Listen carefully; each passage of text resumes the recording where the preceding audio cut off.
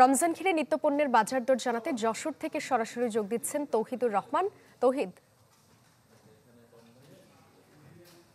যদি এক কথাই বলি তাহলে রমজানকে ঘিরে এবার বাজার স্থিতিশীল আসাই বলা যায়, কারণ ছোলা, বেসন, চিনি, চিরা সহ নিত্য যে পণ্য আছে এবং শাকসবজি সহ যে মাংস, মাছ সব দামই স্থিতিশীল আসে বলে, অর্থাৎ গত কিছুদিন আগেও যে দামে বিক্রি হয়েছে এখন একই দামে বিক্রি পাওয়া যাচ্ছে।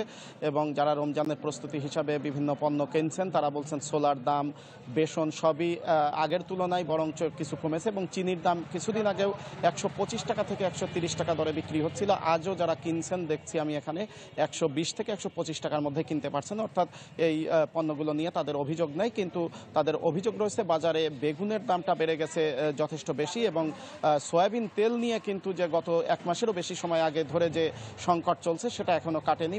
যারা পাইকার ব্যবসায়ী আছেন তারা বলছেন কোম্পানির কাছ থেকে সয়াবিন কিনতে গেলে তাদের বাধ্যতামূলকভাবে চাপিয়ে দেওয়া হচ্ছে, অন্য কোনো পণ্য যেমন আটা বা অন্য কিছু না কিনলে তাদেরকে সেই পণ্য দেওয়া হচ্ছে না। একই অবস্থা শসা এবং বেগুনের বাজারে। তবে ফলের বাজারটাও কিছুটা দাম, খেজুর ব্যতীত অন্যান্য ফলের দাম বেশি বলে এখানে আমাদেরকে ক্রেতা বিক্রেতারা জানাচ্ছেন। সাদিয়া। তৌহিদুর রহমান, আপনাকে অনেক ধন্যবাদ। যশোর থেকে যোগ দিয়েছিলেন সহকর্মী তৌহিদুর রহমান। ভিশনের ফুলঝুরি মেগা অফারে ফ্রিজ কিনলেই পাচ্ছেন 16 পিসের আকর্ষণীয় গিফট বক্স একদম ফ্রি।